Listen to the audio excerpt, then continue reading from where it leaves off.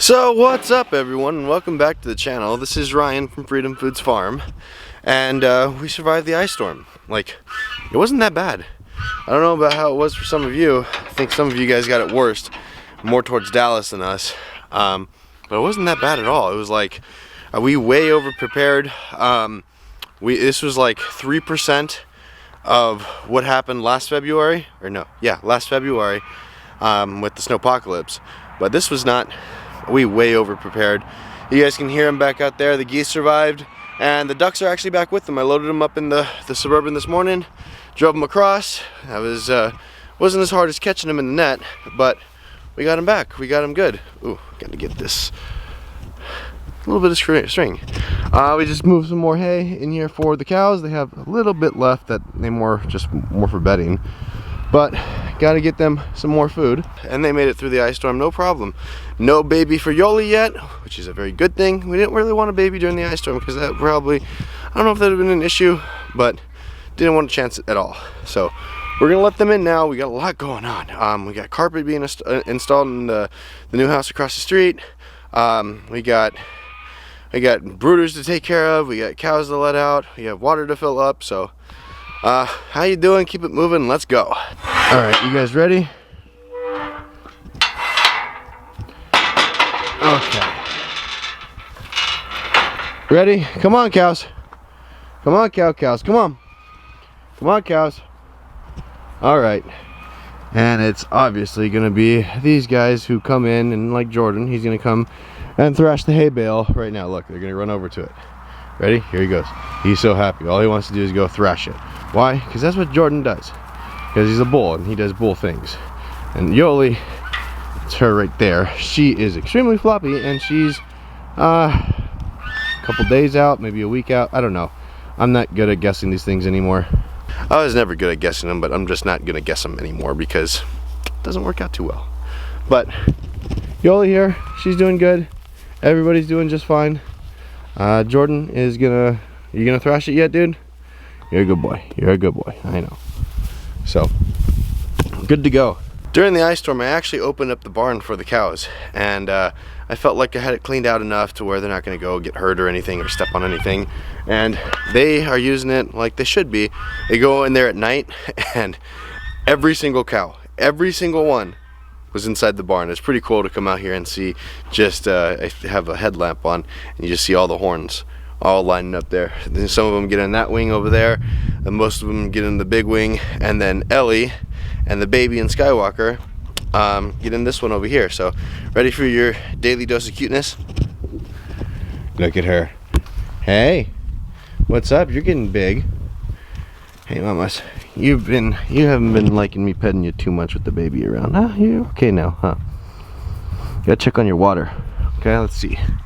I have them just in this one right here. Yeah, they're gonna need a little bit, probably, yeah, just a little bit. I had to close them off in that side so the other cows can get into the barn, and I've just been taking 5-gallon buckets over for that amount. Not bad, but when I had to do it last year during the snow that was up to my knees, that wasn't fun. So dinner is served. It's gonna get cold one more night, and then we're past it. Then I have a feeling that we're gonna be, getting thrown directly into spring, because that's what happened. That's what happened last year after the snowpocalypse. Like the worst weather in February, kind of what it seems like. Then you go, a week later you're hitting spring. So hopefully it comes early. Hopefully that little jerk of a groundhog is wrong. So we don't have 6 more weeks of winter. We have maybe 6 more days. That'd be great.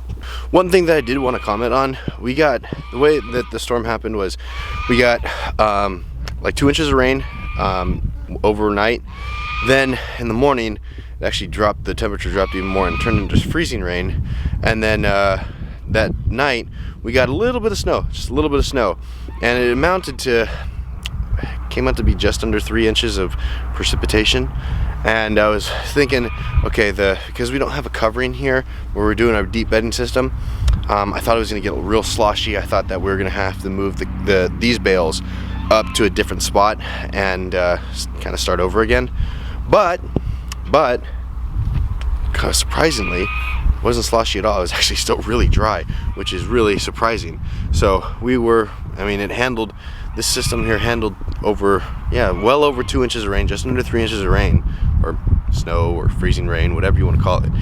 And it didn't overwhelm it to where it was like just a muddy mess. It's perfectly fine, and they're back on it and doing their thing. So this system here, I think it's something, I don't know if we're gonna do it here every year.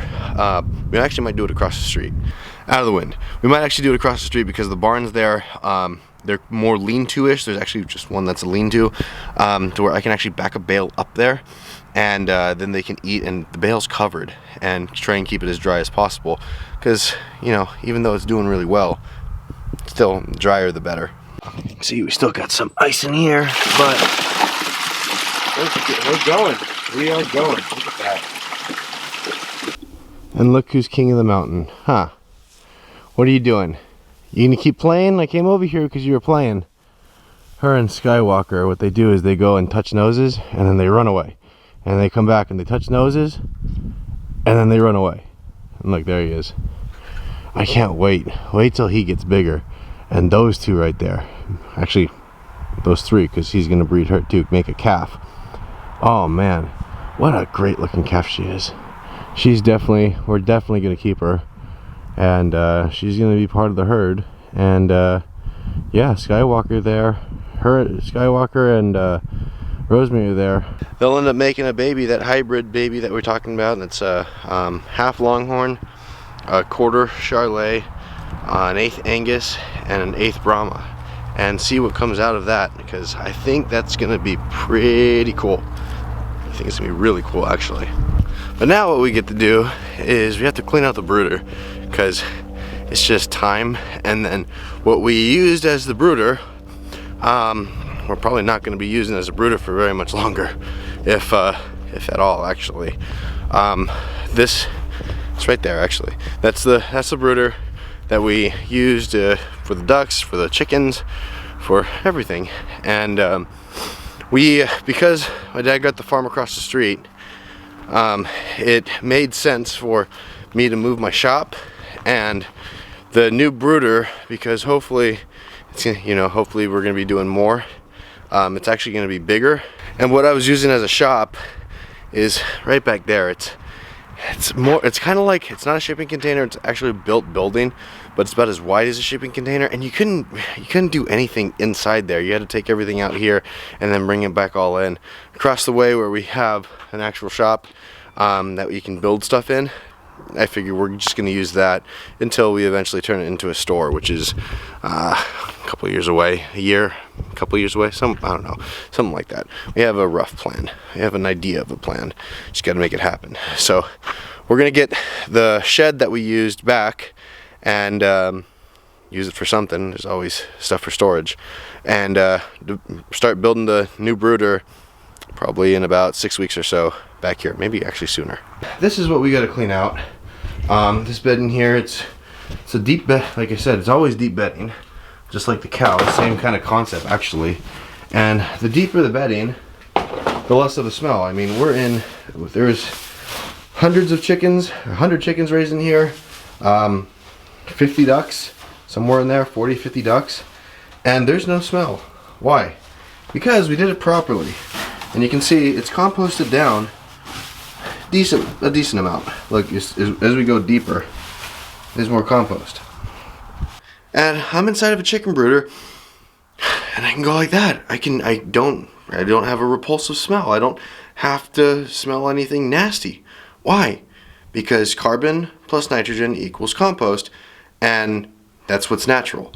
There's no smell, there's no toxic anything. If your food system produces a nasty smell, there's something wrong. Smell equals mismanagement. And if you have a general idea of where I live, this is how you're supposed to take care of chicken manure. Not burn it and then cause a whole bunch of fires and have it stink up, you know, a mile radius around. Nasty. It's the worst smell in the world. Like, I know, oh, California boy. No. You talk to people around here that's been, you know, 50 years. They go, no, this is wrong. This is the worst smell in the world. And it stems from their process of doing it, and they just don't have their act together. The fertilizer plant. And then the bigger overall issue is that chicken manure comes from chicken houses. when you're raising, you know, 25,000 chickens in a chicken house, there's not enough, you know, it's just so wrong. It's wrong on so many levels. But that's the main issue. That's the main issue. And if you're supporting a food system that produces a smell that bad, there's something wrong. Your food should not smell like that.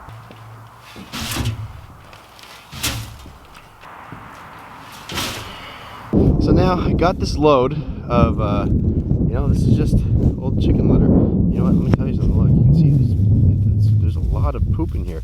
It doesn't smell bad.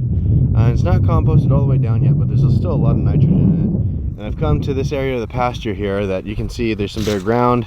It's just not the best part of the farm. It's one of the worst because we're on a hill, north facing.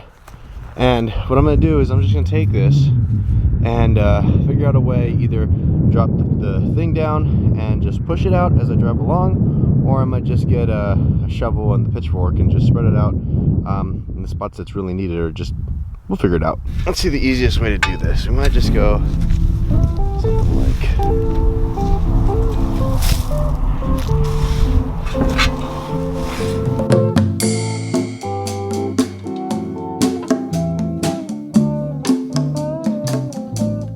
3/4 crazy,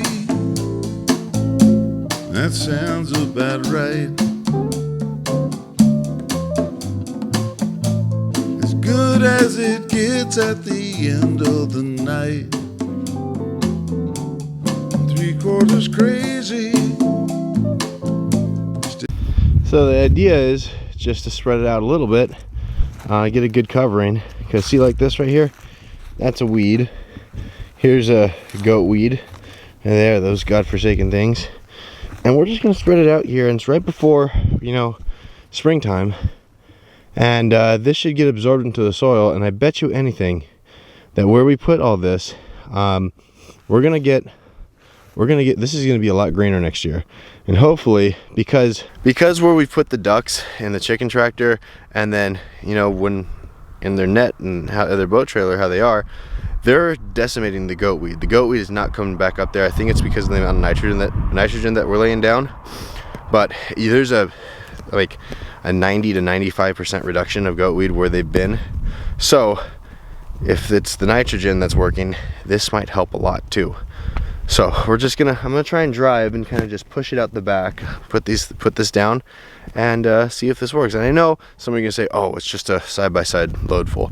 Well, it's something. And then we're gonna probably go pretty heavy on chickens next year.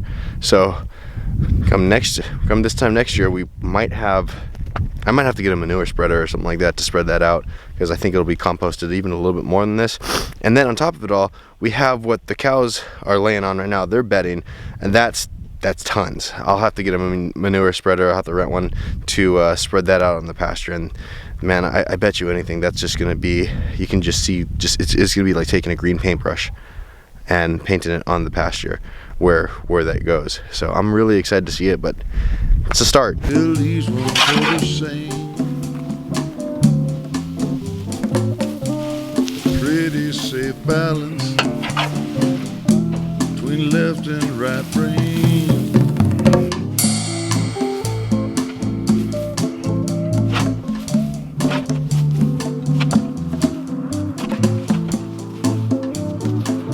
So I was actually able to cover all the way from right about there, all the way to about that T-post right there, it's right there in the middle, all the way to down about here.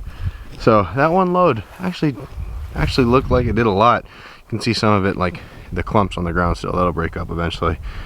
But just flung it out there, and now I'm gonna mark this in my head and on this video. That's why these videos help sometimes. And I want to see come springtime how much different this looks, because I have a feeling it's going to look a lot different. I think that this little bit will actually, you know, it's just what the ground needs. Just a little bit of nitrogen, a little bit of compost, or almost compost. It'll compost on the ground. It's not too big of a deal.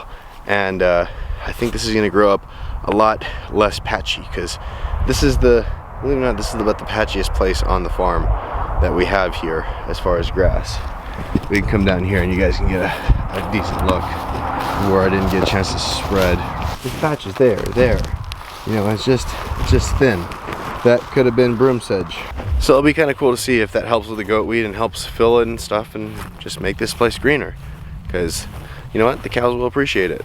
So I think that's about it. I think that's about all I'm gonna do today. It was productive. Got a lot done this morning. Got the cows fed. Survived the what people were calling Isomageddon, because it was gonna be a lot worse than it was.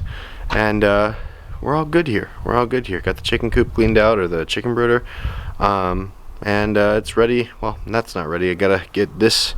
It's back here, the shop that I'm gonna be, that right there, that I'm gonna be turning into the new chicken brooder, and get ready come springtime. So if you want to see all that happen, if you want to see if that really actually works, because I think it will, hit that subscribe button down below, ring the notification bell so you get notified when we put up new videos. Hit the like button because it really does help with the YouTube algorithm. Drop a comment if you like. All right, till next time. See ya. Bye.